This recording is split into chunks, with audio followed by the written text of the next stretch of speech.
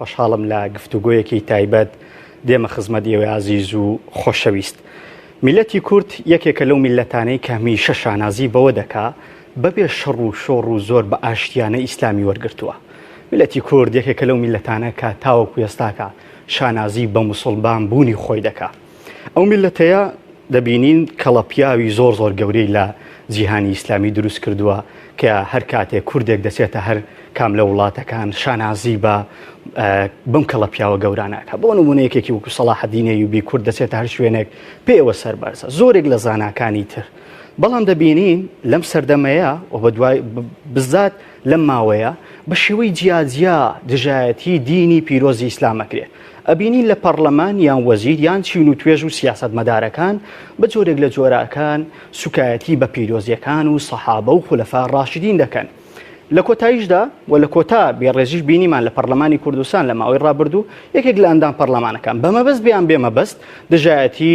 دینی پیرۆزی ئیسلامیان جۆرێک لە جۆرەکان قسەی بە یەکێک لە خولەفا ڕاشدینی سەحابەکانی پێغەمبەری خوا کە یەکێک لەوانەی کە زۆر لای پێغەمبەری خوا گەورە بۆ عوسمانی کوڕ عەفان قسەی پێوترا.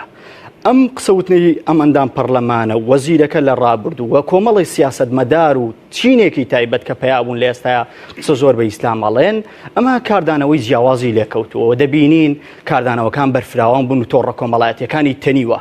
بۆ ئێمە بە پێویستمان زانی لەسەر ئەم مەبەستەیە و بە تایبەت لەسەر هۆکارەکانی بێڕێزی بە ئیسلام چیە و لە بەرچی قسە بە ئیسلامە وترێ ئاخۆ مەبەستێک لە پشتەوەی ئەم قسانە هەیە یاخود بەبێ مەبەستە. میوانداری هەرێکە لە بەڕێزان مامۆستا عەبدولخالق ڕووناچی بکەین. مامۆستا زۆر سپاس دەکەم لە بەرمان بووی. زانای ئاینی و هاوکات مامۆستا مەحموود زانای ئاینی و مامۆستا عوسمانکانی کوردەی ئەندامی پەرلەمان لە پەرلەمانی کوردستان میوانداری ئەمانە ئەکەین و بەیەکەوە گفتوگۆی هۆکارەکان دەکەین. بەڵام دوای بینین ئەم راپۆرتەیە گفتوگۆکانمان دەست پێ دەکات.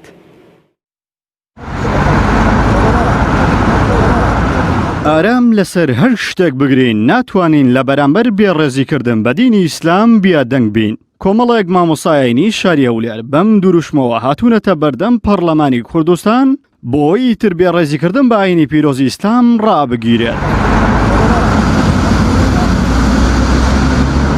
حاجیمان نەبووە و لە وڵاتانی دنیاش حەج نەبووە. ماوەیە کە هەندێک لە وەزیر و پەرلەمانتار و سیاسەتمەداران هەستی موسڵمانان بریندار دەکەن و بێڕێزی بەرامبەر پیرۆزی و دروشمەکانی ئیسلام و موسڵمانان دەکەن. ئەوەش نیگەرانیەکی زۆری لای خەڵک و مامۆستایانی ئاینی دروست کردووە بە تایبەت کە خەریکە دەبێتە دیاردا. لە کاتێکدا ئێمە لە هەرێمی کوردستان بە کۆمەڵێک قەیرانی دارایی و سیاسی قوڵدا تێدەپەڕین. خەڵک لە ژیان و گوزەرانێکی خراپ گوزەر دەکات و موچەی پێنەدراوە. لە بڕی ئەوەی پەرلەمان و ئەندامانی هەوڵی ئارامکردنەوەی دەرونی شلەزیاوی کۆمەلگا بدەن ماوەیە کە هەندێک لە وەزیر و پەرلەمانتار و بەرپرسی سیاسی و حیزبی هەستی موسڵمانان بریندار دەکەن و بێڕێزی بەرامبەر دوروشمەکانی ئیسلام و موسڵمانان دەکەن. ئەمەش نیگەرانی زۆری لای خەڵک دروست کردووە خەریکە ببێتە دیاردە. ئەمەش لەلایەن موسڵمانانەوە بە هیچ شێوازێک جێگای قبولکردن نییە. بێگومان ناچارین ڕێگای شەرعی و یاسایی و مەدەنی تر بگرینە بەر تا دەگاتە سکاڵاکردن لە دادگای فیدرالی عێراق. چونکە سازش و ئارامی لەسەر هەر شتێک بگرین ناتوانین لە بەرامبەر بێڕێزیکردن بە ئیسلام و دروشمەکانی بێدەنگ بین. مامۆستایانی ئاینی بە تەواوەتی لەم دۆخەی هەرێمی کوردستان ناڕازین و پێیان وایە گەندەڵیەکانی حکوومەتی هەرێم گەیشتووە بە ئاقارێک کە خۆشیاندانی پێدادەنێن. بەڵام هەندێک پەرلەمانتار خەریکن دەستی چەوری خۆیان بە ئیسلام دەستڕن. بە 100 ساڵی جەو حکومەتە ساحبی ئەو ئەندام پەرلەمانانە بیناتوانی ڕوبعی سەدەمی ئیمامی عوسمانیش بکە. ئەو خەڵکی ئێستا لەو پەڕی قەیران وەزعێکی ناخۆشدا دەژی بێ موچەیی بێ معاشی وەزعی نەداری خەڵکی بێ ئیش و کار بە هەموو شتێک ڕازی بە سەر ڕای ئەوەی بێن خەلیفەکانی ئیسلام کە موسڵمانان خۆشیان دێ و خۆیان بە شوێن کەوتەی ئەواندا دەزانن بێن ئەوان لە کەدارکەم برێن گەندەڵی لەوان دەستی پێکردیان. ناوەڵە گەندەڵی لەنگۆڕ ڕادەستی پێکردی گەندەڵی لەو کەسانە دەستی پێکردیا کەوا موچەی خەڵک دەخۆن معاشە بن نەفەدە دزن کۆمەڵی گەندەڵی دەکەن هەموو خەڵک دەزانی پێیان دەڵێ کە ئەوانە گەندەڵکارن. گەندەڵیش بەو معنایە زۆر ڕاشکاوانە پێیان دەڵێ یعنی دزی لە ملەتەکەن دزی لە کەسی کەم دەرامەت دەکەن. بەس تێپەڕینن لە دین لە ئەخلاق کوردایەتیان نەما هیچ کوردایەتی نەما چۆن لە عقيدة بوينة علماني لكرداتيش يعني لكرداتيش نماينة أجا كرداتيان هبا أوان ناكر ذا كردنينو ليان برينا خدا تۆڕێ ئەو ملەتیان لێ بکاتەوە ئەگەر تۆ بینک ئێمە وەکو مامۆستایانی ئاینی وەکو ملەتی کورد ملەتێکی مسلمان ناڕازیە زۆر بێتاقەتە زۆر بێزارە لەو هەموو زوڵمە نادادپەروەریە ئەو هەموو ناعەدالەتیە ئەو هەموو زوڵمەی دەکرێ بەرامبەر بە عەقیدەی مسلمانان بەرامبەر ببیر و باوڕی مسلمان بەرامبەر بە داهاتی ئەو گەل و وڵات و خاک و نیشتیمانە بەرامبەر بە خاک و خەڵکی خۆمان بەرامبەر بە دەیان خەڵکی زیندانی و سجن کراوی وڵات و نیشتیمانی ئێمە کە ئێستاکانە لە کونجی زیندانەکانە کڕۆنە دەیان کوژێ و بێدەنگن بەرامبەریان ئەمە هەمووی زوڵم مستەمیەکە ئێمە دەمانەوێت دیفاع لە دوو شت بکەین یەکەم لە مەظلومیەتی ئیمامی عوسمان کە بوختانی بۆ کراوە تاوانی بۆ هەڵبەستراوە کە گەندەڵی لە سەردەمی ئەوا دەستی پێکردووە ئەمڕۆ گەندەڵی بۆتە تەوقێکی ئاستینی گەورە لە گەروی ئەم حکومەتە ئێمەیە و ئەم وڵات و نیشتیمانەی ئێمەیە بە ئیعترافی گەورەکانی خۆیان لەسەریە لە بۆ خواریە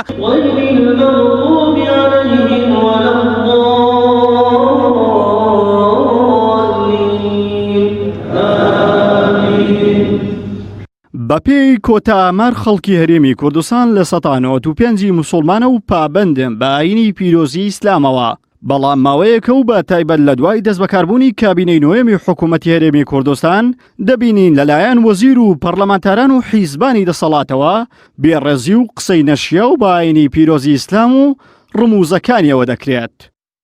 عیمران ئەمیر کەناڵی ئاسمانی پەیام هەولێر.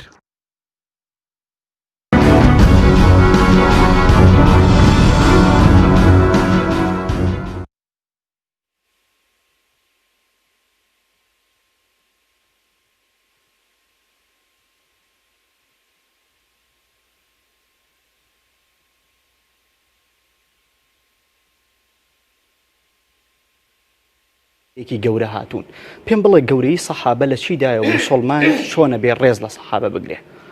بسم الله الرحمن الرحيم الحمد لله والصلاة والسلام على رسول الله وعلى آله وصحبه ومن والاه. سرتا دەستخۆشی لە بەڕێزتان دەکەین خی گەورە پاداشتان بدات و ئینشاءالله طبعا دیارە مەسەلەی بێڕێزیکردن بەرامبەر بە ئیسلام و بەرامبەر بە دوشمەکانی ئیسلام و بەذاتی الله ڕحم بە قوربانی بی و پاشان بە پێغەمبەر صلی الله علیه و سلم و دواتر سەحابە بەڕێزەکان و دواتر ئیمامەکان و پاشتر بە تێکەڕای مسلمانان. ئەوە تاریخە چێ یعنی ئەوە نەبی شتێکی تازەبی ئەوە شتێکی لە مێژینەیە یعنی سەرەتایە چێ بڕواژ ناکەم کۆتایی هەبی ئەوە بەردەوام دەبی چۆوە چەند جار یعنی ئێمە وەکو مامۆستایان بە ڕاستەخۆ بە ناڕاستەخۆ چوینە پێش ئەو پەرلەمانەی بە هەزاران خەڵک هاتیە پەیامماندایە هەر ئەوەی کە ئەوڕۆ کەشکەلۆی چوین یعنی هەستکردن بە مەسئولیت بوو یعنی بەرامبەر خەڵکانێکی نامەسئول کە هەست بە مەسئولیەتی سەرشانی خۆیان بەرامبەر بە دنیا و دیدین دنیا خەڵکی ناکەن کە ئێمەش ناو خەڵکین و خۆمان بە نوێنەری ئەو خەڵکەی دەزانین کە خەڵکێکی زۆر بەڕاستی شەکوای خۆی دەینتەکن ئێمە مەش پێمان باش بۆکو مامۆستایان ینی بۆ پەلەپەلیەی لەبەرەوەی وەزعەکە لە دەست دەرنەچی بچین پەیامێک بگەینە پەرلەمان کە شوێنی دەسەڵاتە ئەمە کە چوین تەبعا لە بۆ شتێک نەچوین لە بۆ یەک مەبەست چوین لەوێن دەری چۆمو جارێ ئەو داوامان کە دێبەڕاستی بەجێیان نەکردینە و ئومێدەوارین ئەو جارە بەجێمان بکەن لێوێن دەرێ قانونێک دەربچی تەبعا قانونەکە هەیە لە قانون عقوباتی عراقی بەڵام لێرە لە ساری 95 چەندوار کرایەوە ئەو قانونە تەفعیل بکرێ واتە ڕێگری لەو کەسانە بکرێ بە هیچ شێوەیەک هیچ کەسێک لە هەر ئاست و مستەوایاتە چێبی جورئەت بەخۆی نەدا یعنی زمان درێژی یان بێڕێزی بەرامبەر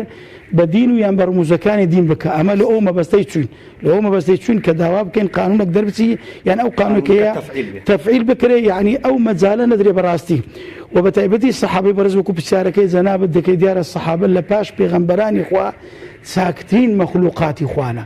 خوای گەورە کە پێغەمبەری هەر بژاردیە عەلەیهی سڵاو وسەلام ڕەبوکە یەخلوق ما یەشاء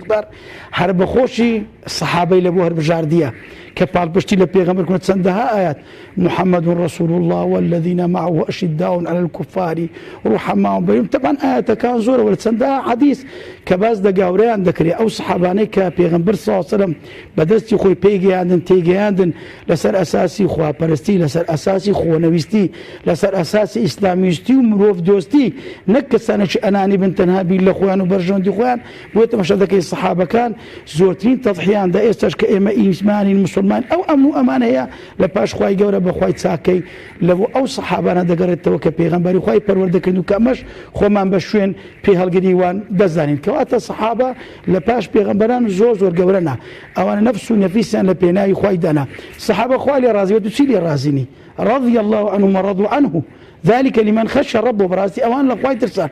صحابه خواليا رازبوا لقد رضي الله عن المؤمنين السابقون الأولون من المهاجرين رضي الله عنهم ورضوا عنه والذين اتبعوا بإحسان خوال الصحابة كان راضي ثم هاجروا وأنصار وأويك شوين بيلقي وان خوالواني راضي دبتن خلفاء الراشدين يجبوا كم خلفاء الراشدين صار خليفة برزة كان ما مستهنا كروان حركسيك مسلمان من عاد لي وليا فقد آذنته بالحرب واللي كان خويتشنا الذين آمنوا وكانوا يتقون كسكفر واي بخوايه خوای بەڕاست دادنێ بە پێی بەرمانی خۆی هەردت دادنشی کەسێکە خۆی دەپارێت زی ناکە درۆی ناکە دەست بە ماری خەلکی نابە خێری لۆ خەلکی شەڕی لۆ خەلکی نییە ئەتو بێ ئەزیەتی بدەی ئازاری بدەی ئەوەش هەر شەڕە لەگەر خۆی ڕەب العالەمین نەکەر ئەوە دەچمە بەرامبەر بە گیان لە بەرەشی ئەتو ئەزیەتی بدەی چمە دروستە بۆیە ئەوەی کە دەکرێت مامۆستا ئەوە نەک بەرامبەر بەخوا و بەرامبەر بە پێغەمبەر و بەرامبەر بە تەواوی خەلکیە مامۆستا من بۆیە بە خودە هەموو جارە دەرێم ئەمر بەخوا دروستسۆزی پێیان دەرن با بە تۆبەی بکەن کورە بگەڕێنەوە كره بخيمي قيامتها من اخذ روش كتب مردن دقريوا كره برو رشي مقريوا برو سبياتي بقريوا كاك تاريخ دوني من ما داتي اواني كشون بيغمبران كوتن بتساكا واواني كتجي بيغمبران وستو عزدك قال ابو جهل بي يعني ابو بكر بي عزدي وكو عمر بي يعني وكو ابو لهب بي ابزولي او نموززانا دوباره نبتوبويا براستي اما يعني داوا كم لتوابي خلشي ولد صلاه داري بيت الصلاه براستي اما وكو مسلمان است اوان ناني مزقه الدخول ناني قرآن دخون ناني مليان دخون ناني خلش مزقوتي دخون أو شورشة بردي بناخيله مزقوتي داندرا أو شورشة بفتوى إمام مستاني آيني شرعيتي بياكرت أو شورشة بفتوى إمام مستاني خلشي مسلمان تطيدا أو شورشة 5000 مزقوت وتسن عذره وفقيه قرآني تشتيز ده بو قرباني وزعي أو شورشة أو زور بأدبي برانبر بمزقوت وخلشي مزقوت أواني كشوين بيلقي الصحابة كانوا أو ركوبي ريزيان برانبر بكرتين كما الصحابة زور قبرية براستي إما دبي بتساوي قبرة تمشاكين دعاء لوبكين و اقتداء بيبكين وخوش ما بي ومن دار كان جو حديثي باز ذكر الله في أصحابي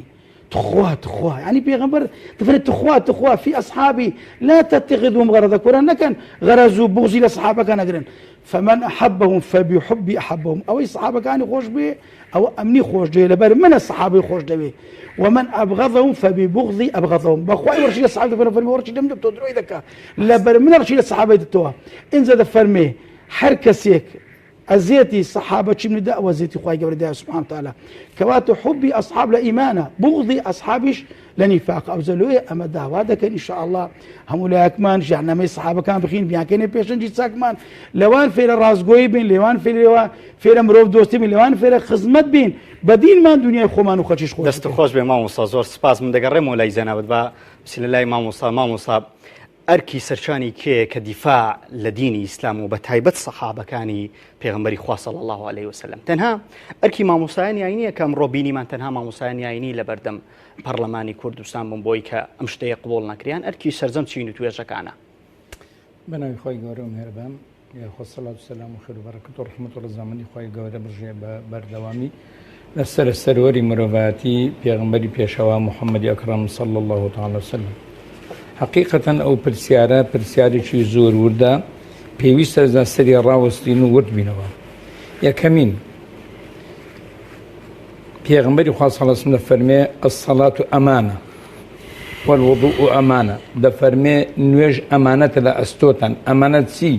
يعني لسرتويا حقي بدي رأي جريو زي بكيد باش بين شيء لسر أمانة اللي برسينا ولا قال ذكري حتى دفرم حتى يسأل الرجل عن أهل بيته أحفظ ذلك أم ضيع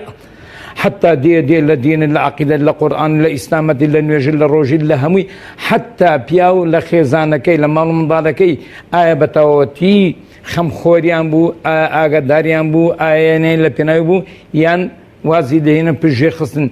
أجر زي بجي شكر بي أجر همارش كري لي برسنة ولا قال ذكري أو زاد درد سيان درناسي إذن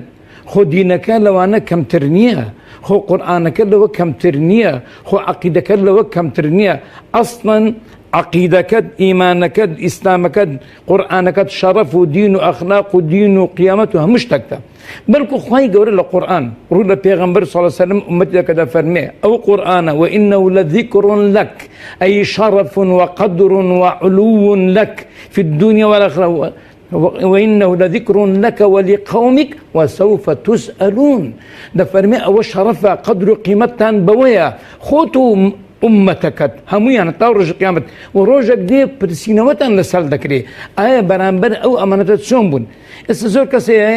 هەندێک زاراوەیە پێویستی بەڕاستکردنەوەی زۆر مەثەرەن ئێدەرن فەنان پێویستی وەیە استعمار جاء من يطلب التعمير ولكن الحقيقة استخراب تدقي مثلا المشروبات الروحية زقنبوط الروحية بخوي تدمير الروح تدقي مثلا تحرير المرأة تدمير المرأة مثلا تبشير حقيقة تنصير والتضليل أوش ديرو كان مثلا أو مسألة كيستاكا بوي أو ذكاء قران كاريجتي ذاك باعتبار ذلك رجال الدين لنا ومانية أو كما يعني هو تايبدني بماموسان يعني استامتين دبي همو مسلمانك لا أصلي دي برسينا ودابي بالفعل سكر روج قيامتي هم كسر وكلهم آتي يوم القيامة فردا پیغمبران اتباعات ساك خراب همو خواهي قبر الرازي راي دقري لفرم صلى الله عليه وسلم لا تزول قدم عبد يوم القيامة حتى يسأل عن 4 أو 50 عن عمره عن ماله عن شبابه ليد برسلته وتسذكر برانبر أو قرآن تسذكر لبران الدفاع كردن لو دينا كدرين دين خواهي قبر سبحانه وتعالى أقدس المقدسات لفاشان پیغمبر قرآن وانا همي أما برپسيارين بخواهي بملاتوا بپاشاتوا بقاداتوا بزاناتوا بنازانتوا همي بلام هر کسك لسر آستي خوي بجوري دست روشتين خوي ليه پرسيون دكت دبي أتو مسؤول هست بكي باشا ما مصام بسياري نا والله راوستي معقولة أم لسر كرداتي بشر بيم لسر پارا بشر نسنكز لسر پارەیان ئێستا نەیدا بدەنادەی کوژراونێ دەن کاکە دەستی خۆش بی وڵات جوونی بەژنمدا وڵات ساوی بڵاتەکان لەشن خۆی لەسەر بکوشن دەرن ئافرین یعنی لەسەر ژنە لەسەر کوردایەتی لەسەر پارە لەسەر پول لەسەر کورسێ چڕزی بکوژە ببڕە بەڵام مەسیدینەکەت بەردەن و سەرمە عیلاقەم ئیشی مەلایەکەن ژنە چێوەی گوت دەچێت هینە یان هەندێک زۆر کاکە کلای خۆت بگرە بانە بکوێت سەرمایە تو نەکلااودمانە نازام چما هیچ نەما یان ئەگرە سوورە لە من دوورە ئەو شتانە هەمووی سەرخۆشکردنە بێهۆشکردنە هەمووی تەفلیلە هەمووی بەنج لێدانە نەخێرخوای گەورە ئینسانی مرد و بەغیرەتی خۆش دەوێت ئینسانی نامرد و بێغیرەتی خۆش نەویستی و خۆش ناوێت واتە مامۆستا کەسێ لە ماڵە خۆی دانیشتووە بەرپرسە و بەرپرسیارە خوای گەورە سزای دەدا ئەگەر بێت و هەڵوێستی نەبێت هەمووی لەقەدر ئاستی خۆی بەرپرسە هەر کەسێک بە جۆرەی سەلاحیت و مەلایەکان مامۆستایەکان یەکەمین بەرپرسن چونکە ئەوان باعتیبار نوێنەری پێغەمبەر و جێگر و شەنکەوتی ئەون لە پاشان دەسەڵاتدارەکان ئەدی بەس کلای خوار کردێ و بینەوە بڕۆ بخۆ بشەوەیە لە هەمووی حتا لە حیواناتی ئەو وڵاتە مەسئولە حتا لە منداڵێک حتا ئەگەر بێت و یەک کەس بمری لە برسان هەموو بەرپرسیارن بە تایبەتی ئەوانێ دانتان دەستی یارمەتیشکن بە تایبەتی دەسەڵاتدار بۆ پێغەمبەر فەرموویەتی سەید القەوم خادمهم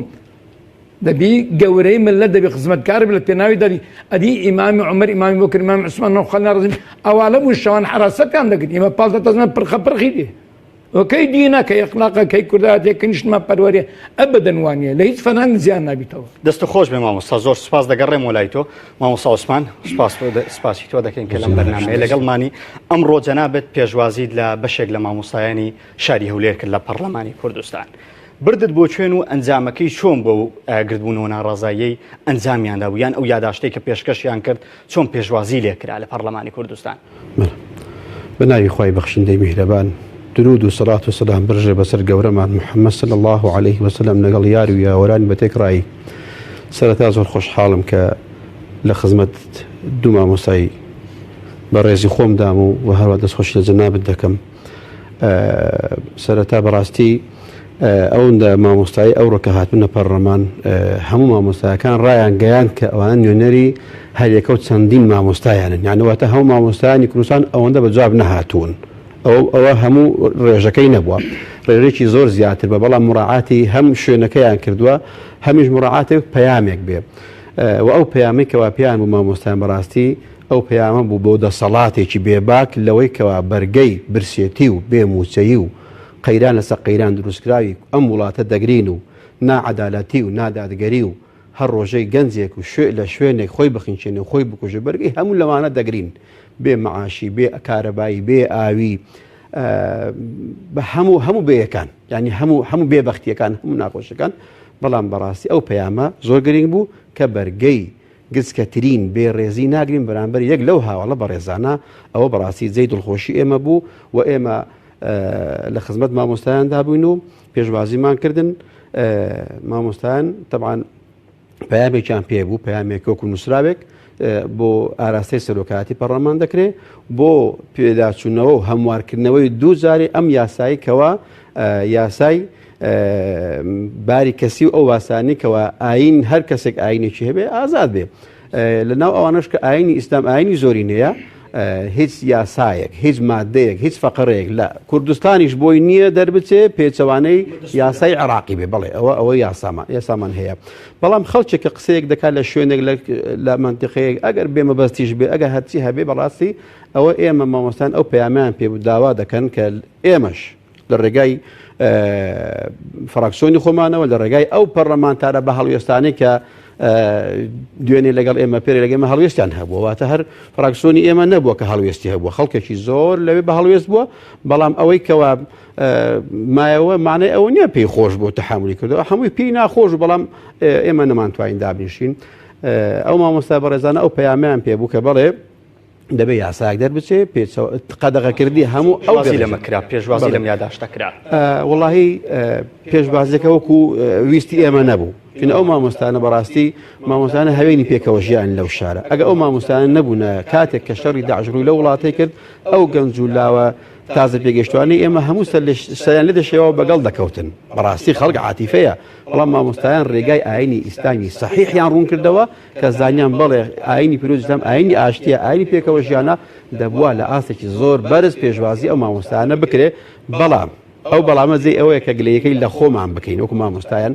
زووتر ئەو بەنامە ڕێژەی بۆ بکرابە ڕۆژی پێشتر ئەگە مۆڵەتمان بۆ بگرتبایە ئەوان پێشوازیان نەکردبایە دەبۆ شتێکی گەورە لە سەریان بەڵام ئێمە ئەو ڕۆکە ئەو عوزرەمان بۆوان هێناوەتەوە حقیقەتەن مامۆستایان ئەو ڕێکارە یاساییان لەوانەیە نەبیستە بێ بەڵام لای ئێمە واردە هەر کەسێک بێتە میوانی پەرلەمان و سەرۆکایەتی پەرلەمان پێشتر دەبێ مۆڵەتی بۆ وەربگیرێ وەڵام مامۆستایانی مۆڵەتیان نایە بەڵام بە هەر حاڵ ڕێکارە یاساییەکەی ئەوەیە و ئێمە ئەو یاداشتێک کە مامۆستایان پێیان بوو بەڕێز نوێنەری جێگری سەرۆکی پەرلەمان کاک هیوا دەستخۆشیە دەکەین هیوای نەسرەدین مستەفا کە پیاوێکی بە هەڵوێستا پیاوێکە دۆستی مامۆستایان دۆستی مزگەوتە الحەمدوللا خەڵکی ئەو وڵاتە بە بەرپرس و بە هاوڵاتیەکەی هەر ئیسلام دۆستە یەک لەگە مامۆستایان دەستی مامۆستایانی ماچ کرد تەوقەی لەگە کردوون مامۆستا فڵانکەس و ینی هەموو وە نەبێ خەڵکێکی نەشارەزا و خەڵکی غەریبە بن هەموو ئاشنای ئێمە بن هەموو برازا و کەسی ئێمە بن بەڕاستی جێی دەستخۆشیە کاک هیوا سوپاسی دەکەین بە نوێنەرایەتی بەڕێز جێگری سەرۆکی پەرلەمان هات پێشوازی کردن ئەو یاداشتەی مامۆستایان پێیان بوو وەریگرت و ئاراستەی سەرۆکایەتی پەرلەمان بکە و ئێمەش پاشانەکە بیکەین بە پرۆژە بڕیار وەکو مامۆستا عەبدولخاڵق باسی کرد بێڕێزیەکان زۆر بووە تەنهاوە نەبووە کە لە پەرلەمانی کوردستان کراوە ئایا پەرلەمانی کوردستان تاوەکو ئێستا کە هیچ مووقیفێکی هەبوو بۆی کە یەکێک لە ڕووداوەکانی بێڕێزی بەرامبەر ئیسلام لە پەرلەمانی کوردستان دەستی پێ کردووە سەرۆکایەتی هیچ داوای لێبوردنێکی بڵاو کردوەوە هەرچەندە حەزەکەینەوە بۆ بینەران بخەینە ڕوو ئەم پەرلەمانتارە بە شێوەیەکی فەرمی لە تۆڕی کۆمەڵایەتی خۆی داوای لێبوردنی کرد و داوای لێبوردنی لە موسڵمانان کرد ئێمە بەسمانە بەگشتی پەرلەمان هیچ هەڵوێستێکی هەبوو حقیقەتەن لەبەر ئەوەی پلانەکەی پەرلەمان نەبووە با ئێستا ڕاستگۆیانە قسام بکەین پیلان نەبووە داڕژرابێ سەرۆکی پەرلەمان خوا نەخواستەوەی کرد یان چەند پەرلەمانتارێک دانیش من ئەو شتیان داڕێژت بێ ئەوها نەبووە تا ئێستا داوا لە پەرلەمان بکەین داوای لێبوردن بکە بەڵام ئێمە کە هەڵوێستێکمان نواندووە و ئەو بەڕێزەی کەوا قسەکانیشی کردو بۆ خۆی دەڵێم تەوبە دەکەم و پەشێمان و غەڵەتم ئەوەش زەی دڵخۆشیە بۆ ئێمە لەوانەیە قسەکەی کردبێت لە نەزانینەوە قسەکەی کردبێ ئەو عوزرەی بۆ بێنینەوە داوای لێبوردنیشی کردو بەڵام ئێمە لەبەرەوەی کە زاری یەکەم نییە کە زاری یەکەم نیە دەست مامۆستا ڕۆژێک ئێقەی قورئان دەگرن قورئان غەڵەتە بەکەلێک ئەم سەردەمە نایە ڕۆژێک دەڵێن خوای گەورە نەعوذ بالله دەسەڵاتی نییە ڕۆژ دێن پێغەمبەری خوا ئەوها هەر ڕۆژەی نەوع پلانێک ئەوە ئێستا بە ناوی کۆڕۆنا و بە ناوی ئەو فەتانە مزگەوتیان داخستە بەڕاستی ئەوانە هەمووی مزایقەی مامۆستایانی ئاینی و سەرجە موسڵمانان دەکات بۆیە ئێمە هەوڵ دەدەین پشت بەخوای گەورە لە خزمەت موسڵمانانی خۆمان ڕێمە وڵات مامۆستا حەزەکەم لەگەڵ مامۆستا عەبدولخاڵقەوە تاوتوێکە مامۆستا هۆکار چییە ینی بێڕێزی بەرامبەر مقدساتی دینی ئیسلام دەکرێت کە لە وڵاتێک و لە هەرێمەکە کە 195 خەڵکی ئەم هەرێمەیە مسلمانە و لە هەر کەسێ ببرسە شانازی بە مسلمانەکە بۆچی چینێک یعنی ئیستیزا و بێڕێزی بەرامبەرم دینەکەن مستە بەڕاستی یانی ئەو ملەت ئێمە ملەتێکی عاتیفیە بەڕاستی یانی عەقڵیشی لە چاوێ لە مێشتی نییە زۆری نەی وەدەرێم چۆ عیبەکە لە بۆ خۆمانە یعنی ئەو سیفەتانەی کە لە قورئانی پیرۆز باس کرایە کە تو اختیارێکی هەری بژێری بیکێ ئەمیندار ژیان و ناموست و کەڕامەند و دین و دەستکەوت و ئەوەی هەیتە تەسمیلی بکەی یەکیان دەبی مسلمان بی حەفیظ بی عەلیم بی قەوی بی ئەمین بی ئەمە زۆر جار ئەو سیفەتانەمان ڕوون کرد تۆ لۆ خەڵکی بەڵام بەداخەوە ئەو خەڵکی ئێمە نێشکەرە بەڵام وەڵای ئەو مسلمانە نییە کە خوا دەی وما یؤمن بالله إلا وأكثرهم مشركون خوا گەورە فەرمێ زۆربەی ئیمانی هەموو شرکێ خوا گەورە پەنامەندە نێشکەرمان زۆرە وەکو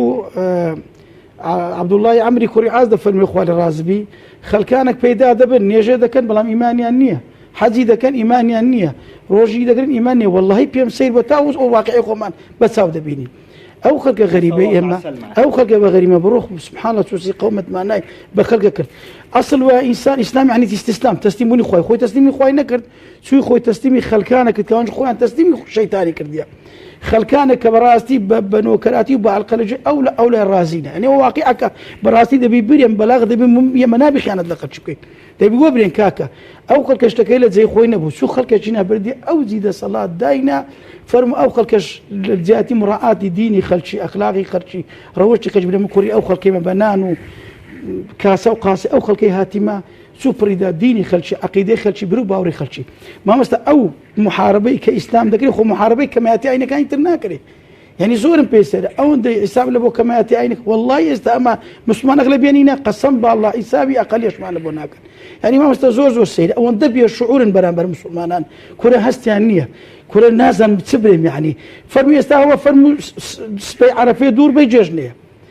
بەو جێژنەی سەرودری مسلمانان دەگرن وەرە دنیا و بنێستا بەو بازاریات هەموو کرایتەوە وەڵا نابی نێژی جێژنەی بکرێت نابیجم کاکە لۆ نیو سعاتەکە لۆ کاکە لۆ تو مسلمانی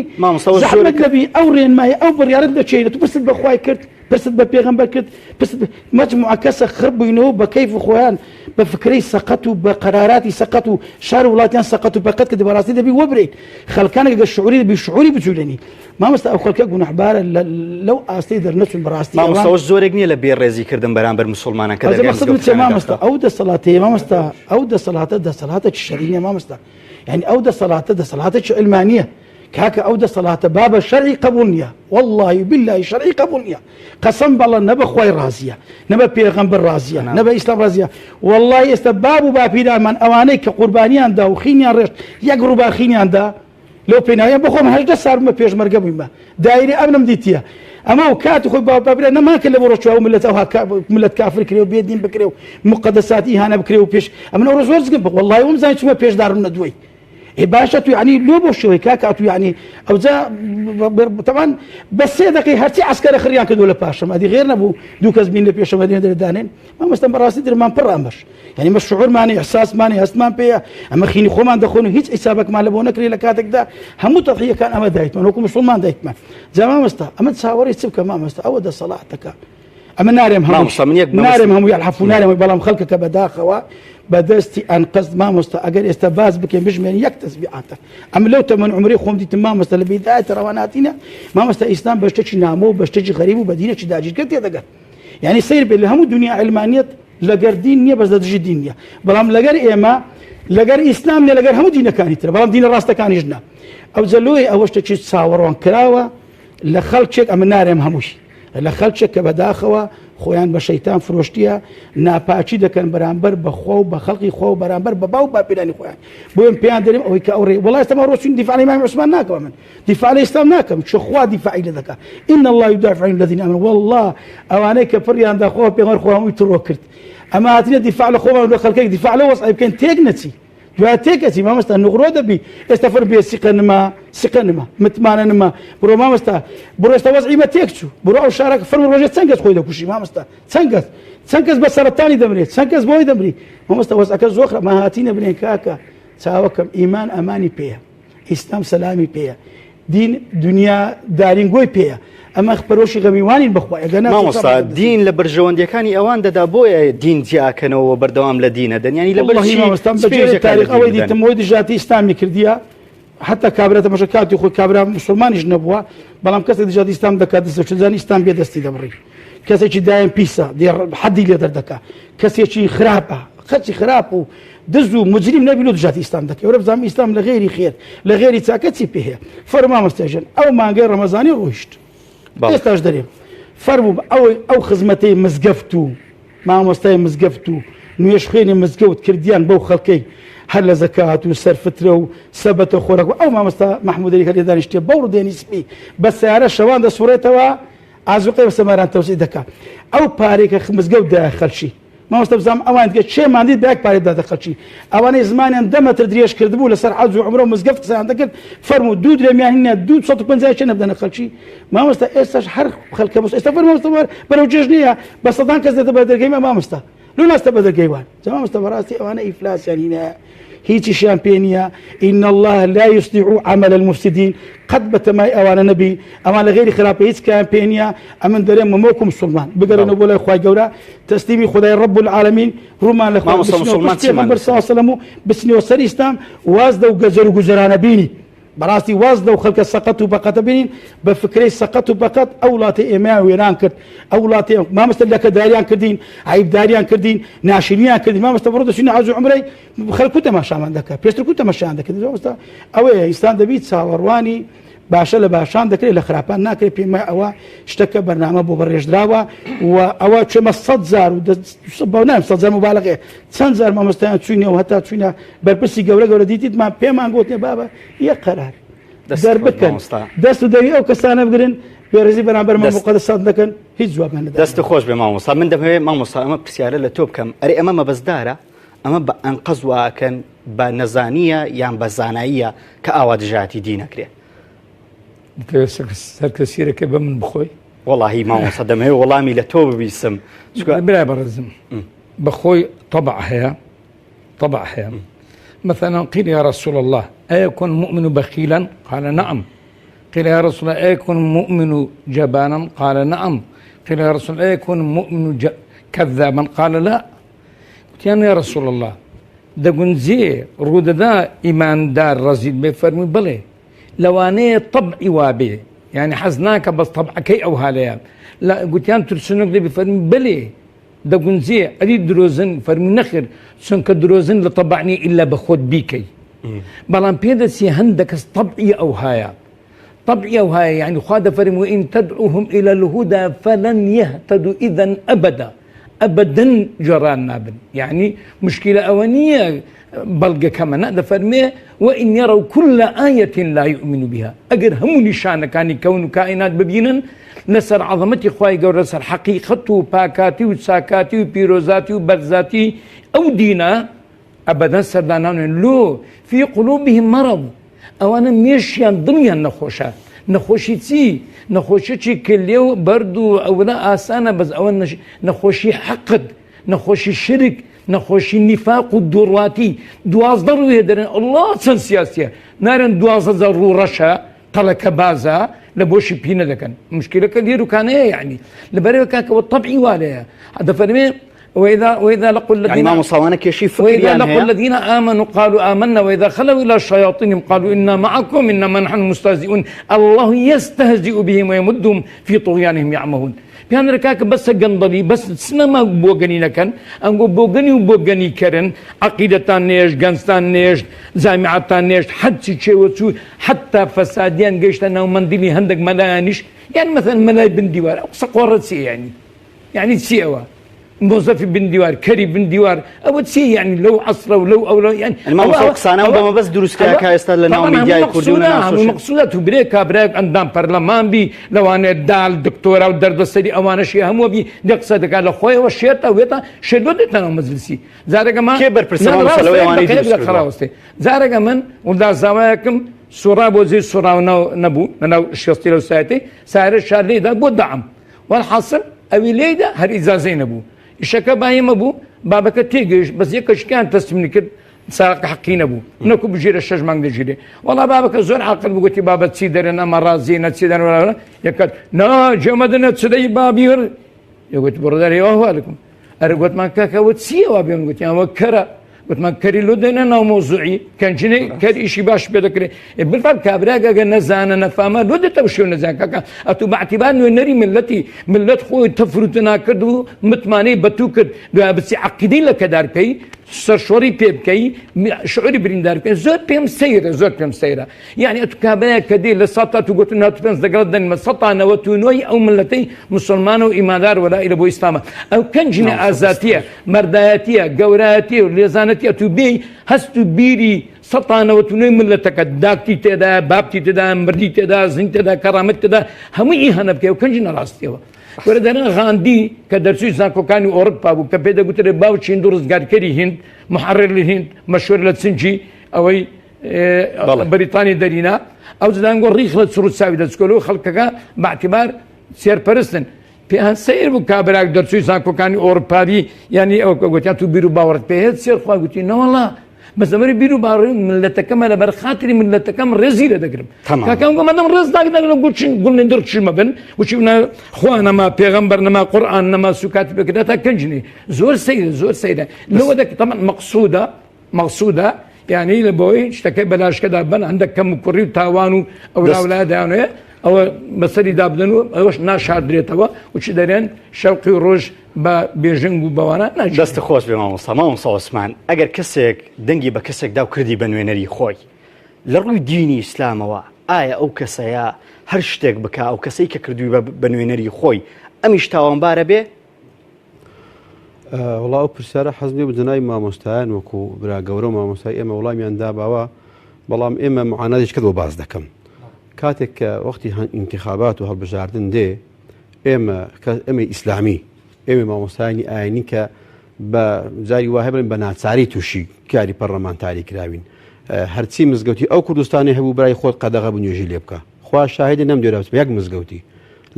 بە ناچاری وتیان ئەگەر نەچێوی حەسانەیەکرد بۆ نوێدان بە تۆمەتی ئیرها بگیرەیت بۆیە ئەو پرسیاری جەناب بابوو مامۆستایان بێ بەڵام ئێمە کاتێک کە دەین مامۆستایان با خەڵکی ئەمین و دەستپاک و خەڵکی دەست بە دەستنوێژ و خەڵکی ئەهلی مزگەوت و ژیر و عاقڵ کاکە ئەگەر هەموو مسلمانیش لێ با خەڵکێکی خاوەن شەهادە بێ خەڵکێکی ژیر بێ خەڵکێک بێ هەڵخڵاوی ناخی ئەو خەڵکە بێ بۆ من فۆرمێکی سپی بەجێ بێ لەم خەڵکێکی دز و خوا نەخواستە خەڵکێکی درۆزن و خەڵکێکی نوێژنەکەر و فەرمەسۆن سەحێکم بۆ لێ بدا بە کەیفی خۆی ئاخر ئەو بەڕێزانەی کەوا دژایەتی ئەو هەڵبژاردن و ئینتخاباتە دەکەن ئەلەو ڕۆژە بەرپرسیارن ئەگەر فۆرمی سپی بەجێ دێنن و بۆ ئەو خەڵکانی کە سەرپەرشتی دەکەن پڕ دەکرێنەوە باوەڕکە بەشیان هەیە لەو زۆ مستەمەکێ دەکرێت بۆیە ئێمە هەمیشە خەڵکمان هانداوە بەشداری بکەن ئەو خەڵکێکەوە نوێژە دەکا ئەوەی ڕاست دەکا ئەوەی کە ڕابردووی هەیە باشە کەسێکەوە مامۆستا بێ و ئیمام و خەتیب بێ لە مزگەوتێکی و دەربکرێت لەسەر ئەوەی دەکشێ لە پەرلەمانی بەیانی پارەی خەڵک بدزێ پارەی خەڵک بخوا زوڵمی قبول بکە بۆیە بەڕاستی ئەو دەنگدانە فرمودەیەکی پێغەمبەری خوای بەبری هێنا صلی الله علیه وسلم من دل على خير فله مثل أجر فاعله هەر کەسێک بێتە هۆکاری یەک چاکە بۆ نمونە جەنابەت بەردێک لەسەر ڕێگایەک لا دەبێت ئەو خێرێکەوە دەدگاتێ ئەوەی هۆکاریش بۆ هەر خێری دەگاتێ مفهومی مخالفه ئەو فرموودە ئەوەیە هەر کەسێک بۆ هۆکاری خراپەیەک واتە بەدەنجی من جەنابەت دەرچووچیە پەرلەمان و بێڕێزێک بەرامبەر گەورەی مسلمانان کرا ئەمن گوناحباری یەکەمم گوناحباری یەکەم و حەقیقی کەوا تۆ پشت ئەستۆری بەو دەنگدەرانەی خۆت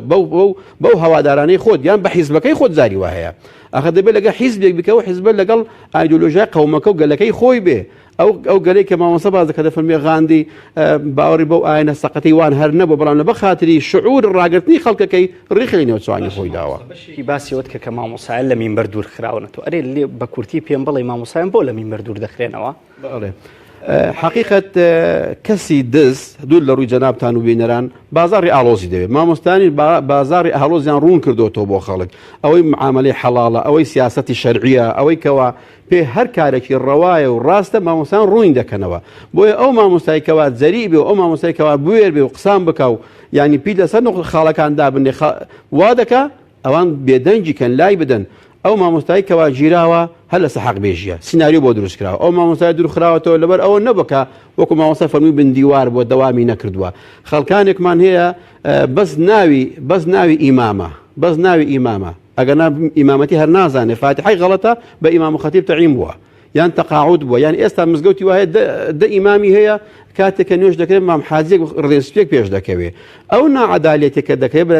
لایانی پەیوەندیدارەوە بەداخەوە مامۆستایانێکەوە ئیلتیزامیان هەیە یەک مامۆستا لە مزگەوتێکە زۆر قەڵباغیشە یەک فەرز بێ ئیمام نییە بەڵام ئەو مزگەوتانەی کە مامۆستایەکان سەر بەو حیزبانن کەوا دروستیان کردوون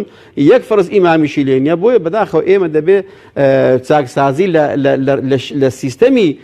وڵاتدا بکرێت نەک چاکسازی لە مامۆستایانی ئاینی بکرێت نەک چاکسازی لە موچەی خانەنشینی 400,000 بکرێت نەک چاکسازی لە موچە و پارەی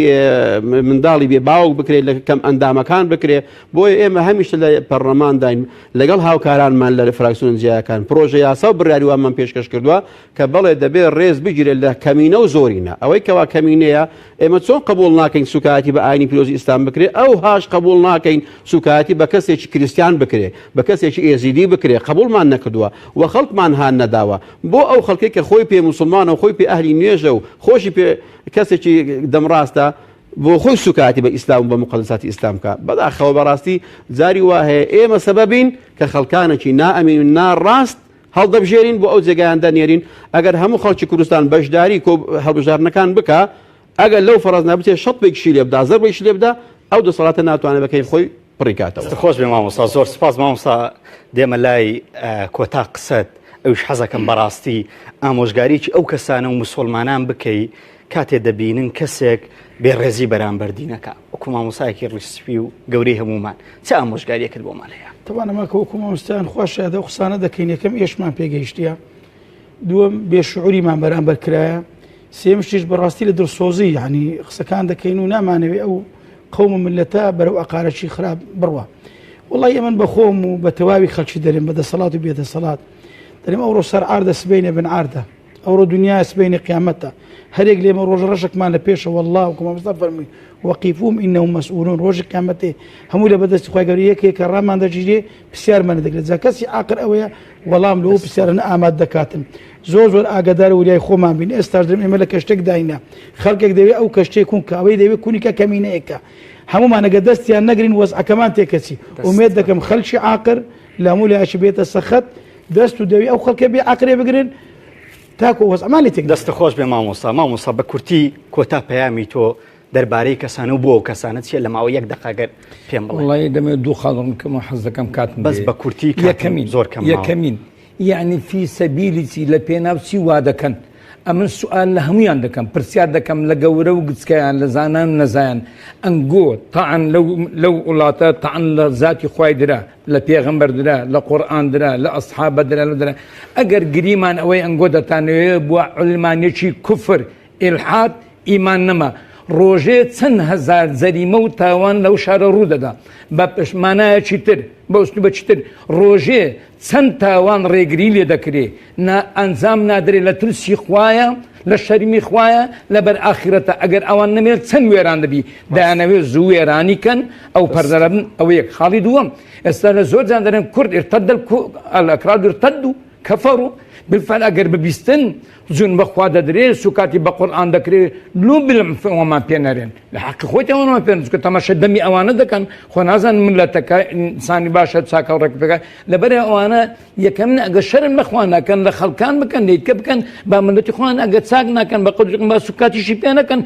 سوکاتی دەکەن سوکاتی بە خۆیان دەکەن نەک بە کەسانی تر پێغەمبەران گاڵتەیان پێکرا بەرانەوە هەر شەڕف بوون هەر بەرز بوون هەر بەڕێز بوون بەڵام ئەوەی گاڵتە دەکە ئەو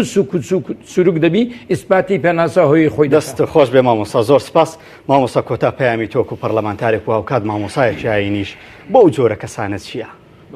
من لە سەرتا حەز لێ بۆ خەڵک قسام بکەم بەڕاستی كاتك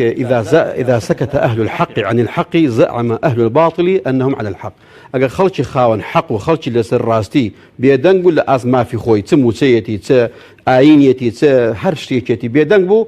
خەڵکانێکی گەندەڵواتی دەگەن کە ئەوان لەسە حەقن بۆیە هەمیشە حەق سندراوە و نەبەخشراوە دەبێ ئێمە بێدەنگ نەبین مامۆستان ئەوڕۆ پەیامەکەیان جوان بوو ئێمە چاوەڕوانی وڵامی بەڕێز سەرۆکاتی پەرلەمان دەکەین کە یاساک دابنرێ فەقەڕێک بۆ ئەوە هیچ کەسێک بۆینەوە بێڕێزی بەرامبەر هیچ ئاینێک بکە ئەوە داوایەکانە و وەگو فەرمووشیان دێینەوە ئەگەر وڵاممان نەدرێتەوە ئەوە زۆر گرنگە بەڕاستی ئێمە دەبێ هەمیشە لەسە حەقمان داکۆکی کارێکی سەرسەخت بین زۆر سپاس بۆ سپاس بۆ مامۆستا بەخاڵق سپاس بۆ مامۆستا مەحموود سپاس بۆ مامۆستا عوسمان کە لەم بەرنمەیە هاوکارمان بوو لەگەڵمان بوو. بەڵێ زیزان و خۆشەویستانەوەی بینیتان ڕاو سەرنجی مامۆستایە نیایینی بوو لە شاری هەولێر و هاوکات درێژە پێدەری ئەو گردبوونەوەی کە لە ماوەی ڕابردوو کردیان دیارە تاکە داواکاری ئەوان ئەوەیە ئیتر یاسای پاراستنی مافی ئەدیانەکان و بە تایبەت دینی پیرۆزی ئیسلام کە لە دەستوری عێراقیش بەو شێوەیە تەزبیت کراوە کە ناکرێ هیچ کەسێک و لە هیچ شوێنێک قسە بە دینی ئیسلام یان یاسایەک یان قانونێک دەربچێ پێچەوانەی دینی ئیسلام بێت و واتە بە شێوازێ لە شێوازەکان لەگەڵ ئیسلامیەک بگرێتەوە ئیسلام پێی ڕازی نەبێ ناکرێت دەربچێ و دیارە تاکە داواکاری مامۆستایە نیایینەوەیە کە ئەم قانون و یاسایانە ئەکتیڤ ببێتەوە بۆی کە کەسی تر لە ئێستاوە جورئەتی نەبێ بێڕێزی بەرامبەر پیرۆزیەکانی ئیسلام کە. ئەڵقەیەم جاری گفتوگۆم پێشکەشکردن بەو هیوایی ببێتە جێگای ڕەزامەندیەوە و بەشێکی زۆری مسلمانان یاینی تاڵقەیەکی تر و بەرنامەی و کتەوەرێکی تر بەخوای گەورەتان دەست پێرم سپاردەی خوابن.